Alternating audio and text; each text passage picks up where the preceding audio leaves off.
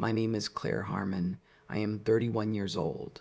And on the night of my father's 60th birthday dinner, surrounded by 40 guests in a private room at a steakhouse in Charlotte, North Carolina, flickering candlelight bouncing off crystal glasses. A $600 bottle of Bordeaux he had selected personally because he believed wine was a language of status, my father stood up from the head of the table and announced, with the satisfaction of a man who had been waiting years to say exactly this, that he had just finished off my company. Not heard about difficulties, not worried about me. Finished off, his words. He even smiled when he said it, the wide, settled smile of a man who has just closed a deal he's proud of. I heard Ardent, finally put that little project of yours to rest, Claire. Sometimes you have to lose a few rounds before you understand how the real game is played. 40 people laughed, not cruelly, just the automatic polite laughter of people who follow the host's lead. My mother looked at the centerpiece. My brother Ryan, 35 years old, never held a job his father's name didn't open, raised his glass an inch in a quiet, satisfied toast. I sat very still. My hands were flat on the tablecloth. I could feel the linen under my palms, heavy, starched, the kind of detail my father obsessed over because he believed surfaces told people who you were. There was a manila envelope in my bag. It had been there since 2047 that afternoon, when my attorney had messengered it to my apartment. I did not reach for it yet. I picked up my water glass, took one slow sip, and smiled back at him. "Tell me more about what Arden did," I said. He was absolutely delighted to. "Before I tell you what I pulled out of that bag, and what my father's face did when he saw it, tell me what time it is where you are right now, and where you're watching from. I genuinely want to know how far this story travels. I need to go back. Because that dinner was not the beginning of anything. It was the end of something that had been building for 26 years, one quiet humiliation at a time. I grew up in Charlotte in a house that was comfortable by every objective measure. 4 bedrooms, a backyard that backed up to a creek, a neighborhood where the HOA newsletter arrived like clockwork every first Monday of the month. My father, Richard Harmon, had built his construction supply company from scratch in the early 90s. He told this story constantly at dinners at his Rotary Club. At my school's career day when I was 12 and he stood at the front of my classroom and explained to 37th graders that success was a product of discipline and vision. He was not wrong about the discipline. He had worked genuinely hard. What he consistently edited out of the story was my mother. Her name is Diane. She had been the one managing the company's books for the first 8 years, quietly, accurately, without complaint, and without credit. She negotiated their first line of credit at a regional bank in 1994. She drove to Raleigh on a Tuesday in February to meet a material supplier my father had decided was beneath him to visit personally. She restructured their accounts payable cycle in 2001, when the company nearly went under after a bad quarter and the restructuring worked. And my father presented the recovery at a Chamber of Commerce luncheon as an example of his instincts under pressure. My mother sat in the 3rd row at that luncheon. She applauded. Then there was my brother Ryan, 4 years older than me, effortlessly charming in the way that certain people are charming. Not because they are warm, but because they are skilled at performing warmth when it benefits them. Ryan could walk into any room and have everyone laughing within 4 minutes. He could also walk out of that room having borrowed money he would never return, and somehow made the lender feel grateful. My father found this quality deeply admirable. He called it social capital. He said it with genuine reverence, the way other fathers said full scholarship or medical degree.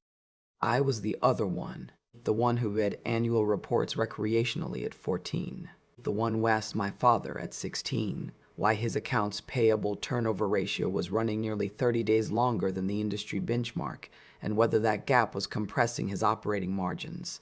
He stared at me the way people stare at something that doesn't fit the category they've assigned it to. Then he laughed and told me to go help my mother set the table. I cataloged that moment. I cataloged all of them. I studied finance at UNC Chapel Hill, graduated near the top of my class, went directly into transaction advisory at a Big 4 firm in Charlotte, which meant I spent my days doing one thing, taking companies apart on paper to find out what they were actually worth versus what they claimed to be worth. I was good at it. Not good for someone my age, good. Just good.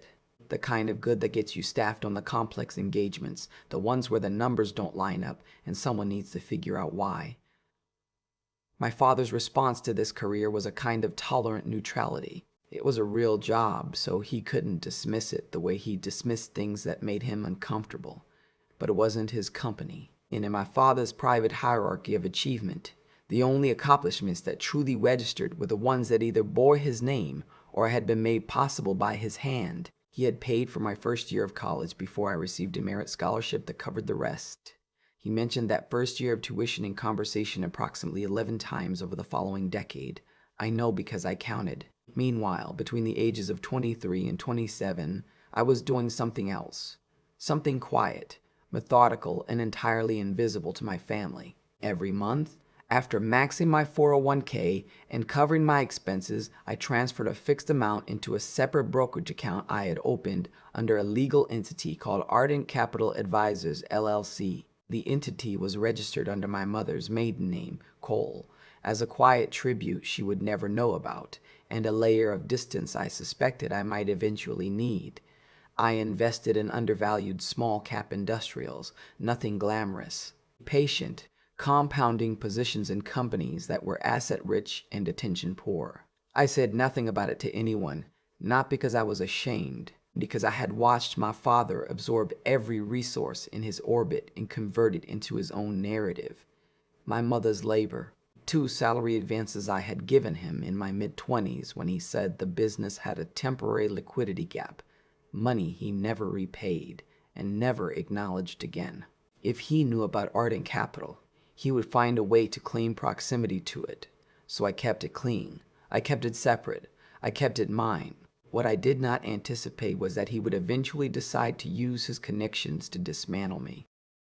I left the firm at 27 to build Vela Supply Co., a B2B procurement platform connecting mid-sized construction contractors with verified material suppliers across the Southeast.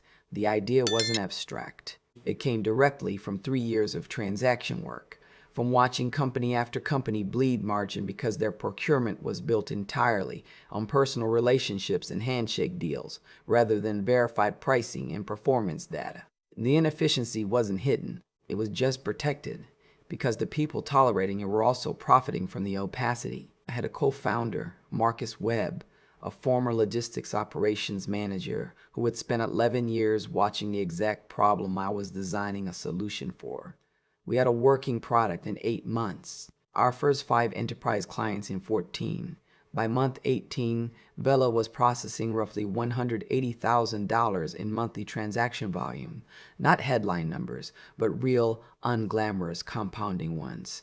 The kind that don't get you on the cover of a magazine, but do make institutional investors start returning your calls. I told my father about Vela on a Sunday afternoon at the family house in Charlotte. I walked him through the product. I showed him the revenue model, the client retention rate, the pipeline. He listened with the expression of a man being shown a child's science fair project, patient, mildly entertained, waiting for it to be over so he could redirect the conversation back to himself. "Construction is a relationship business, Claire," he said when I finished. "Nobody in this industry trusts a platform. They trust people. You're solving a problem that frankly doesn't exist." I said, "The data from our existing clients suggests otherwise." He said, "Data doesn't shake hands." I did not argue. I had learned by then that arguing with my father was like invoicing a client who had already decided not to pay. It cost you time, it cost you energy, and it changed nothing. I thanked him for lunch, drove home, and went back to work. What I did not know was that before I had even reached the highway, he had picked up his phone. I want to be precise about the timeline. Precision matters when someone is actively trying to make you doubt your own perception of reality. The first disruption hit on a Tuesday in late October. A procurement director at a mid-sized contractor in Raleigh, a company we had been in final contract negotiations with for 11 weeks, went suddenly completely silent. No reply to emails, no returned calls. His assistant told Marcus there had been an internal direction change and that they would circle back when the time was right. In my experience, circle back when the time is right is corporate language for this conversation is over, and we were told not to explain why. I noted it. I didn't panic. Then 8 days later, a supplier we had spent 4 months onboarding, a building materials distributor out of Greensboro with strong regional relationships, quietly removed Veller from their approved vendor list. No formal notice. Marcus found out when a client tried to process an order and the integration returned an error. When he called the distributor's operations manager directly, the man was awkward, apologetic, and vague. He said there had been concerns raised at the board level about platform aggregators. He said he was sorry. He did not say who had raised the concerns. By the end of that same week, 2 more prospective clients had gone cold. One sent an email citing reliability questions, phrasing that was specific enough to be deliberate. The other simply stopped responding. Marcus came to me on a Friday afternoon with a printed spreadsheet. 7 deals stalled or dead in 30 days. He had color-coded it.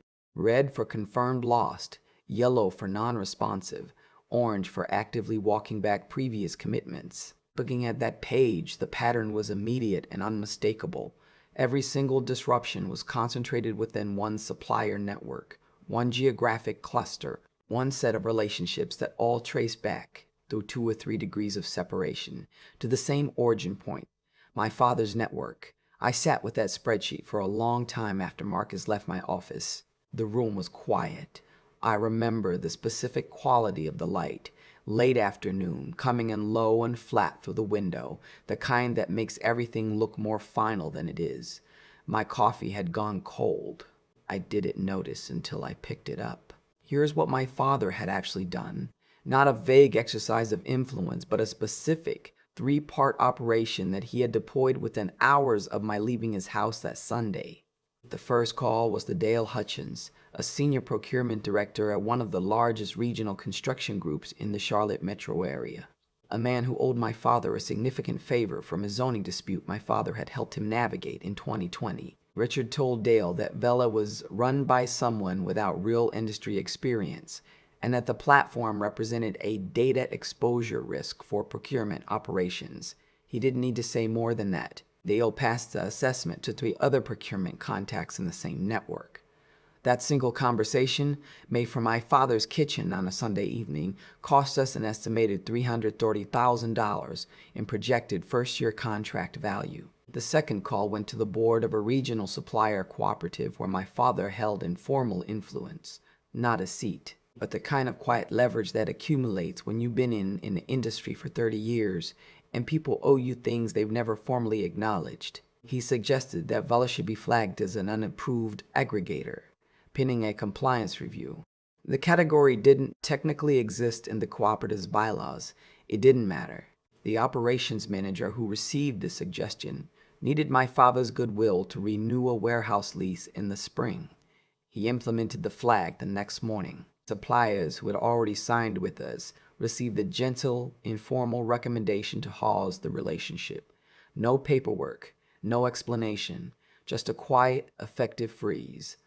The third call was to my brother, Ryan, who held the title of Business Development Consultant at my father's company, a title he had done nothing specific to earn and everything social to maintain. Reached out to Marcus under the pretext of a friendly lunch. He was smooth about it.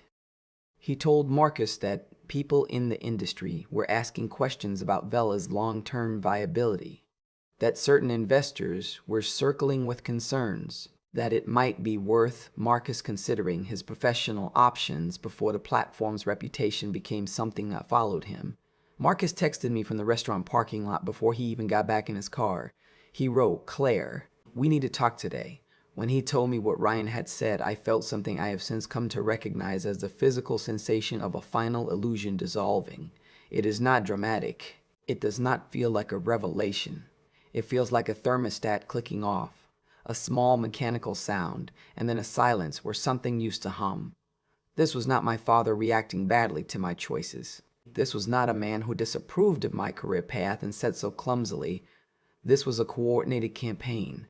He had made 3 calls in one afternoon, activated 3 separate pressure points, and deployed my own brother as a psychological operative against my co-founder. He had done all of this within hours of sitting across from me at his dining room table, listening to my pitch with that patient, mildly entertained expression. I asked Marcus one question: "Are you still in?" He said, "I'm in. But tell me we have a plan." I told him we had a plan. I meant it, because by that point, I had opened my laptop and pulled up the Arctic Capital portfolio dashboard, and I was looking at a position I had been building quietly for the past 11 months. A position in a company called Harmon Building Supply Group, my father's company, and the number next to it read 38, 4%. I had started buying it as a value investment. Patient, anonymous, methodical. The company was significantly undervalued, asset-heavy, with real estate holdings in the greater Charlotte and Asheville corridors being carried at 2016 book value, while the market had moved substantially. My father had no idea the shares were moving. The free float was thin. The family block had never been challenged. I had planned to stop at a minority position, an insurance policy I hoped I would never need. That night, I stopped hoping. I opened a new document and typed 2 words at the top: 51%. I did not cry that night. I want to be honest about that. Not because crying would have been weak, but because I think people expect a moment like this to break you open. And I want you to understand what it actually felt like. It felt like the end of a very long argument I had been having with myself about who my father was versus who I had needed him to be. And when that argument finally ends, there is no dramatic collapse. There is just stillness. The particular stillness of someone who has stopped waiting. I sat at my desk until 1 a.m. with 3 browser tabs open and a yellow legal pad in front of me. On the legal pad, I wrote 1 column of assets and 1 column of actions. I am a transaction advisory professional by training. When the world becomes emotional and chaotic, I make columns. It is not coldness. It is the only language I have ever fully trusted. The first thing I did was document everything. I called Marcus the next morning and asked him to write down every detail of his lunch with Ryan: date, time, location, exact phrasing, sequence of conversation, and send it to me as a time-stamped email before end of day. He did. I printed it and placed it in a folder I labeled, with deliberate mundanity, Vendor Relations Q4.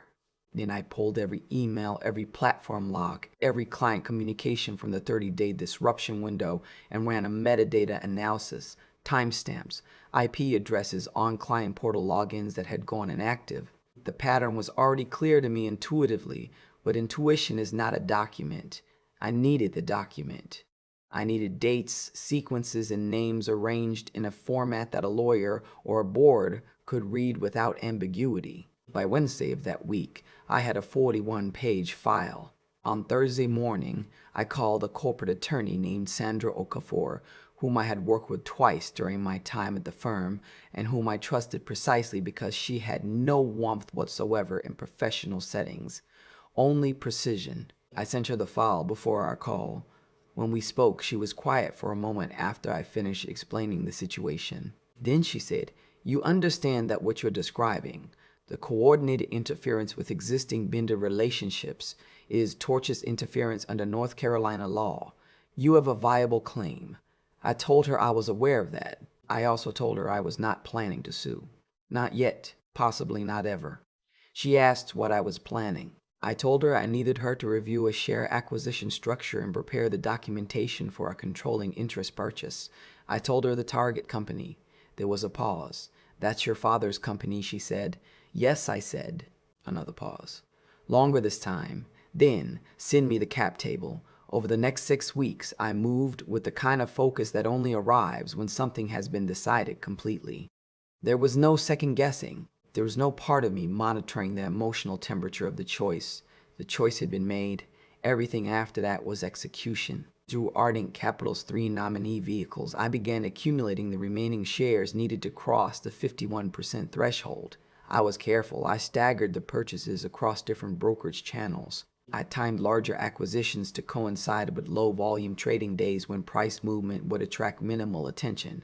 Harmon Building Supply Group was not a widely followed stock. My father checked his company's share price approximately once a quarter, usually after a round of golf, with the comfortable disinterest of a man who assumed the thing he built would simply continue to exist because he had built it. He never noticed. Meanwhile, I did something that cost me more than any of the financial maneuvering. I called my mother. Not to tell her what I was doing, I couldn't. Not yet. I called because I needed to hear her voice, and because there was a question I had to ask without being able to explain why I was asking it. I told her I was going through some old files and asked if she remembered the name of the bank that had given them their first business line of credit in 1994. She remembered immediately. She remembered the loan officer's name. She remembered the exact interest rate. She remembered the drive to the bank and what she had worn that day because she had wanted to look serious. I sat with the phone pressed against my ear and listened to her remember a story that had never been told with her name in it. "Mom," I said when she finished, "you were good at that, weren't you? The business side." She was quiet for a moment. Then she laughed, a small, careful laugh, the kind that has learned not to take up too much space. "I was all right," she said. I stared at the ceiling of my apartment. My throat did something I didn't let turn into anything more. I told her I'd call her Sunday. I hung up. I sat in the dark for 20 minutes without moving. Then I opened my laptop. On the 43rd day after that Sunday lunch at my father's house, Sandra Okafor sent me an email at 6:14 in the morning with 3 attachments and a subject line that read simply, "Done." Ardent Capital Advisors LLC, acting through its nominee vehicles, had completed the acquisition of a 51.3% controlling interest in Harmon Building Supply Group, Inc. I read the email twice. I printed the lead document, a clean 12-page share purchase confirmation, and placed it in a manila envelope. I wrote nothing on the outside of the envelope. I sealed it. I put it in my bag. 3 days later, my father's birthday invitation arrived. Dinner at the Capitol Grille. Private room. Saturday at 7. I RSVP'd yes. The Capitol Grille on a Saturday night is the kind of place where everyone is performing a version of themselves they've been rehearsing. The lighting is warm and deliberate. The leather is dark. The servers move with a choreographed efficiency that signals to every person at every table, "You are important, and we have been expecting you." My father had reserved the Revere room, the private dining space in the back, sealed off from the main floor by a heavy wooden door that muffled the ambient noise of the restaurant into a low, elegant murmur. I arrived 7 minutes early. I always arrive early to situations I have prepared for. It gives me time to read the room before the room knows I'm reading it. There were already 14 people present when I walked in. My father was at the far end holding a glass of scotch and receiving a handshake from a man I recognized as Dale Hutchins, the same Dale Hutchins whose single conversation with my father had cost Bella $340, $1,000 in protected contract value. Dale was laughing at something my father had said. My father's hand was on Dale's shoulder in that particular way. He had the grip of a man who wants you to feel simultaneously welcomed and indebted. My mother was seated near the middle of the table, already looking slightly smaller than she did at home, the way she always did in rooms my father had organized. She was wearing the blue dress she saved for formal occasions. She saw me come in, and her face did something that was not quite relief, and not quite relief, a look I had been fluent in since childhood. Ryan was near the bar, talking to 2 men I didn't recognize. He spotted me, raised his drink, and smiled the smile that had always made me think of something borrowed, pleasant on the surface, nothing behind it. I smiled back with equal warmth and equal emptiness. I found my seat. My place card was positioned, I noticed, at the far end of the table from my father. Not accidentally. In my family, seating arrangements were a form of communication my father had been using for decades. The closer to him you sat, the more you currently mattered. I had apparently been assigned the diplomatic equivalent of international waters. I set my bag on the floor beside my chair. I could feel the envelope inside it, the way you feel a phone in your pocket. Not physically, exactly, but as a constant awareness. A fact about the world that only you currently possess. The room filled over the next 30 minutes. 40 people total. Business associates, golf partners, two of my father's college friends who visited every year with their wives, a city councilman whose re-election my father had quietly funded, the Hutchins couple, Ryan's girlfriend. 3 people I had never seen before and suspected were there primarily to populate the room with the appearance of abundance. My father collected people the way other men collected things, not out of genuine affection, but because a full room confirmed a story he needed to keep telling about himself. Dinner began. The wine arrived. That $600 Bordeaux, presented to my father with the ceremony he had specifically requested. He examined the label, nodded with the gravity of a man ratifying a treaty, and allowed the sommelier to pour. For the first hour I was simply present. I ate. I answered questions from the woman seated to my left, a corporate attorney's wife named Patricia, who asked what I did and listened with genuine interest when I described Bella. I spoke clearly and specifically about the business, the way I always did when someone actually wanted to understand it. I did not perform modesty. I did not perform ambition. I just described the work accurately, the way you would describe any real thing. Across the table and 3 seats down, I watched my father hold court. He had a gift for it. I will give him that honestly. He knew how to sequence a story for maximum effect, how to pause before the punchline, how to make the person he was talking to feel like the most important audience in the room. He had been doing this my entire life, and I had spent my entire life watching him do it, which meant I also knew exactly what he was doing underneath it. I knew which stories were true and which had been revised. I knew which laughs were genuine and which were calculated. I knew the specific way his voice changed when he was about to say something he had been saving. That voice arrived at the 1 hour and 40-minute mark. He tapped his glass. The room settled. My father stood, not dramatically, but with the easy authority of a man who has stood up in rooms like this many times and always been listened to. He gave a toast. He thanked everyone for coming. He talked about what 60 meant to him. Building something real, leaving something lasting, knowing the difference between people who talk about success and people who build it. He looked around the table as he spoke, making brief, meaningful eye contact with the people whose approval he valued most. He did not look at me during this portion. Then his expression shifted, still warm, but with something underneath it that I recognized as the look he got when he was about to enjoy himself at someone else's expense. He had worn it at Thanksgiving tables. He had worn it at my high school graduation when he told the story of how I had once, at age 9, declared I wanted to be an accountant, and how the whole family had laughed. "You know," he said, swirling his glass, "this past year wasn't without its complications. Some of you know I had to make a few calls, clean up a situation that was getting messy." He paused. A few people nodded the way people nod when they're following the tone of a story, without yet knowing its contents. "My daughter Claire, she's right there. Hi, Claire." He gestured toward me with his glass, giving the room permission to look, which they did. 40 pairs of eyes. And she decided a couple years back to go build a startup, a tech platform for the construction industry. He said tech platform the way someone says interpreted dance, with a smile that does the work of a dismissal without technically being one. I heard Arden Capital, big investment fund, very serious people. I heard they finally put that project to rest last month, as sometimes you need an outside party to deliver the lesson the family couldn't. He chuckled. Several people chuckled with him. "You know, Claire, I say this with love. Real business is built on relationships, on trust, on shaking hands and looking someone in the eye, not on, what do you call it, algorithms." He raised his glass to knowing the difference. 40 people drank. I looked at my father across the length of that table. His expression was satisfied and certain, the expression of a man who has just closed a loop he'd been meaning to close for a long time. He believed completely that he had just delivered a public lesson.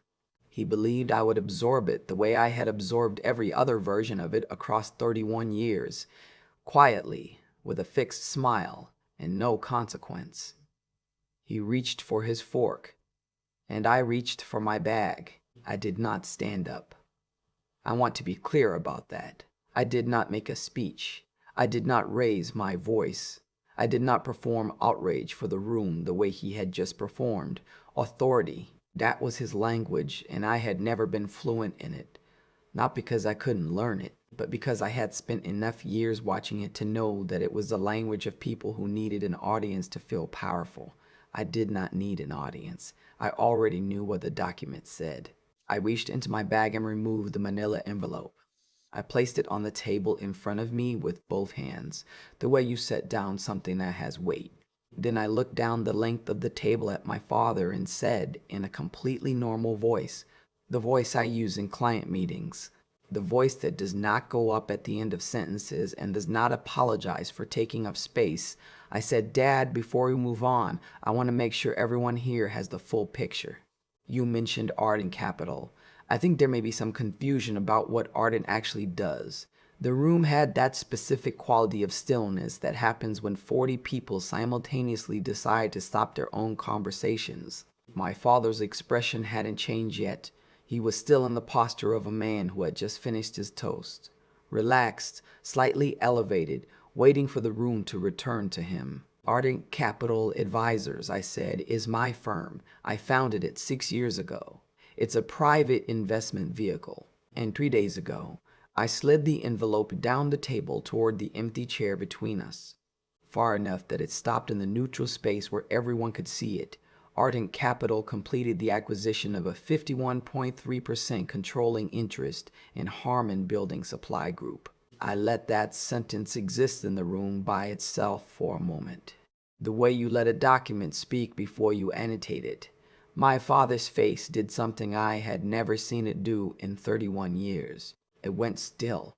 Not the controlled stillness of someone composing themselves, but the involuntary stillness of a system that has just received information it has no existing category for. His mouth opened slightly. His hand, still holding his fork, did not move. Ryan said, "What?" It came out small, stripped of its usual performance.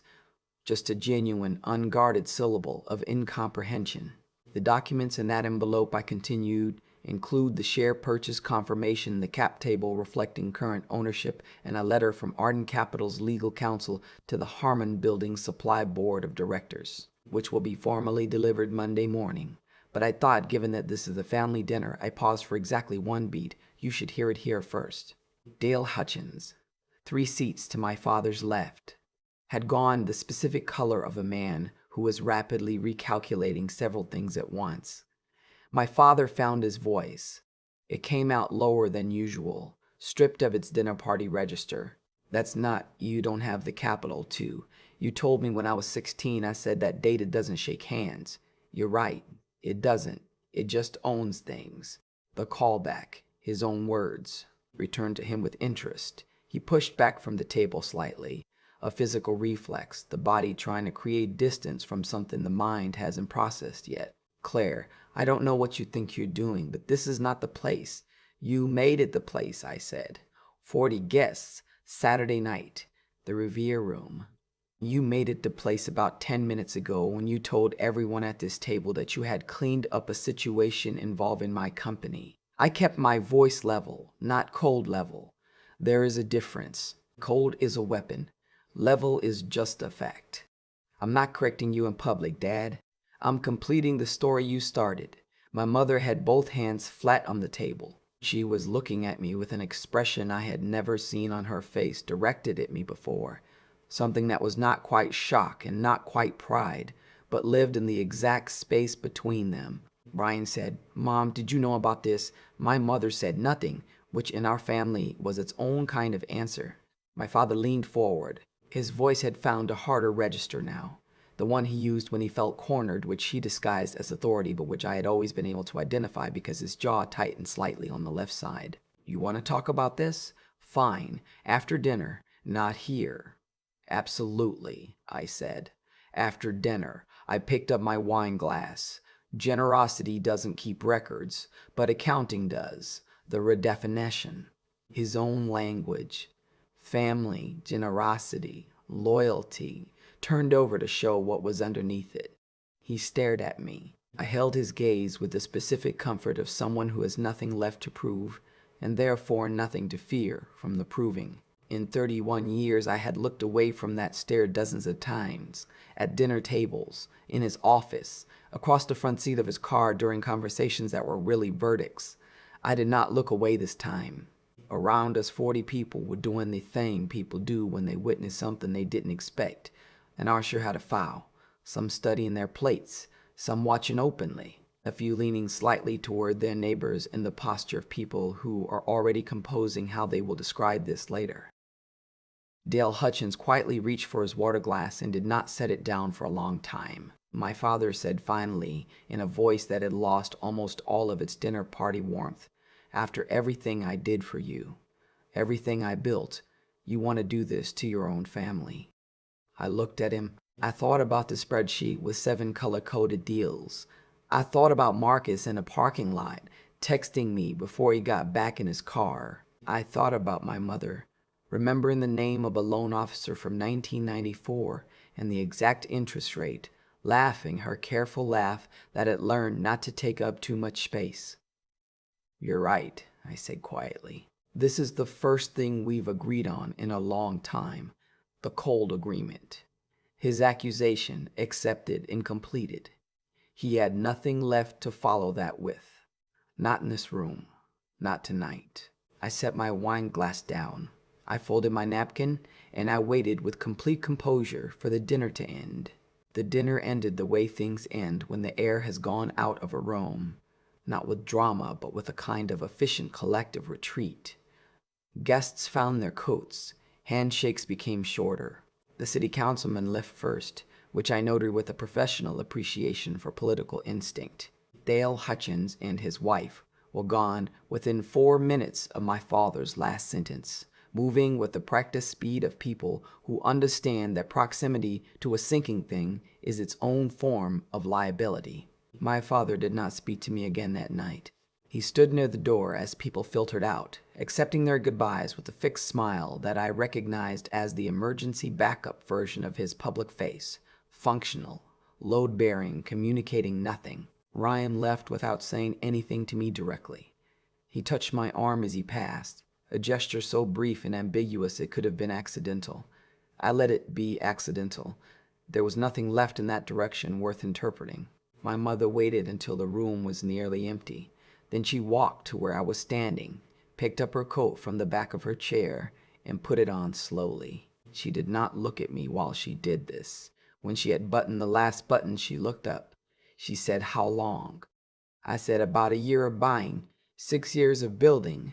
She nodded once, a single, slow nod that contained more understanding than most conversations I have had in my life. Then she kissed my cheek, picked up her purse, and walked out. I stood in the empty Revere room for a moment alone. The candles were still burning. The $600 Bordeaux was 3/4 finished. The manila envelope was still on the table where I had placed it. No one had touched it, I noticed, not even my father, as if picking it up would have made it more real. I picked it up myself, put it back in my bag, and left. What happened in the weeks and months after that dinner was not a single dramatic event. It was a series of consequences arriving in the order that consequences always arrive, slowly at first, then with a momentum that becomes impossible to redirect. The formal board notification went out Monday morning, as Sandra had scheduled. By Tuesday afternoon, 2 independent board members had requested an emergency meeting. By Thursday, my father had retained his own attorney. By the following Monday, that attorney had called Sandra to open preliminary discussions about a negotiated governance arrangement, which is the corporate equivalent of someone who has been arguing about who owns the house, suddenly asking if we can talk about the furniture. The answer, Sandra communicated on my behalf, was that we were open to a structured transition conversation at our timeline, on our terms. My father called me directly on a Wednesday evening, 3 weeks after the dinner. I was in my apartment at the same second-hand desk where I had built Art and Capital between midnight and 2 a.m. for 6 years. His voice had a quality I had never heard in it before. Not anger, not authority, but something thinner. Something that had lost its scaffolding. He said, "You didn't have to do it like that, in front of everyone." I said. "You started the conversation in front of everyone, Dad. I finished it." He was quiet for a moment. Then he said the thing that people say when they have run out of arguments and are reaching for the one weapon they believe is still loaded. "After everything I gave you, everything I sacrificed, you're going to do this to your own father." I had heard versions of this sentence my entire life. At 16, at 22, at 27 when I told him I was leaving the firm. Each time it arrived wrapped in different details, but the structure was always the same. A ledger he had been keeping presented at the moment of maximum inconvenience, with the expectation that the debt it described would override everything else. I thought about my mother and her careful laugh. I thought about Marcus in a parking lot. I thought about a 41-page file I had built in 11 days because precision is the only language I have ever fully trusted. "I'm going to do what the documents say, Dad," I said. "That's all." Just exactly what the documents say. I did not say it with satisfaction. I did not say it with anger. I said it the way you read a balance sheet, as a statement of what is true without editorializing. He did not call again. Ugh. Ryan reached out 4 months later to a text message that opened with "Hey" and contained, in its third paragraph, a mention of a business opportunity he thought I might want to hear about. I read it twice. I set my phone face down on my desk. I picked it up 20 minutes later and typed, "I'm not the right person for this. Good luck with it." I sent it before I could revise it into something more or less than what it was. Harmon Building Supply Group underwent a full operational restructuring over the following 18 months. The undervalued real estate portfolio was properly reassessed. 2 underperforming divisions were sold. My father retained a ceremonial board seat, a decision I made deliberately and not without complexity because my mother still lived in that house and some truths were allowed to be partial. He no longer held operational authority. He no longer made 3 phone calls on Sunday afternoons that cost other people's companies $340,000. Vela Supply Co. closed its Series A 8 months after the dinner. Foreborn, $2 million. Lead investor, a logistics-focused venture fund out of Atlanta that had been tracking our transaction volume for 2 quarters. Marcus called me when the wire cleared. He said, "We good?" I said, "We're good." I said, "We're." I think about that dinner sometimes. Not with anger, not anymore, but with the particular clarity that arrives when you finally stop trying to be seen by someone who has decided what you are. My father had decided what I was at 16 when I asked about his accounts payable cycle, and he told me to set the table. Everything after that was him trying to make reality conform to that decision. The 3 phone calls, the supplier freeze, the toast at his own birthday dinner, delivered with such pleasure in front of 40 people he had assembled to witness his version of the story. What he never understood, what people like him rarely understand, is that the version of the story you tell in a room only holds as long as you control the room. Documents don't need an audience. They just sit in a manila envelope in someone's bag and wait. Here is what I know now that I did not know at 22, or 27, or even 30. The moment you stop explaining yourself to someone who has already decided who you are, you get something back. Not just time, though you get that too. You get the energy you were spending on a case that was never going to be fairly heard, and you get to redirect it toward things that are actually buildable. I am not going to tell you to cut off your family. I am not going to tell you that what I did was easy, or that there were no nights when I sat in my car in a parking garage and did not move for 20 minutes because I needed the stillness before I could drive. I'm not going to tell you the complexity of loving someone and also clearly seeing what they are. What I will tell you is this: consequences are not cruelty. Accountability is not betrayal. And the most dangerous thing you can do to a person who has spent decades underestimating you is simply keep building. The records will speak for themselves. They always do. If someone in your life has done this to you, used their position, their relationships, their access to quietly dismantle what you were building, I want to know, did you walk away or did you find another way? Tell me in the comments. I read everyone.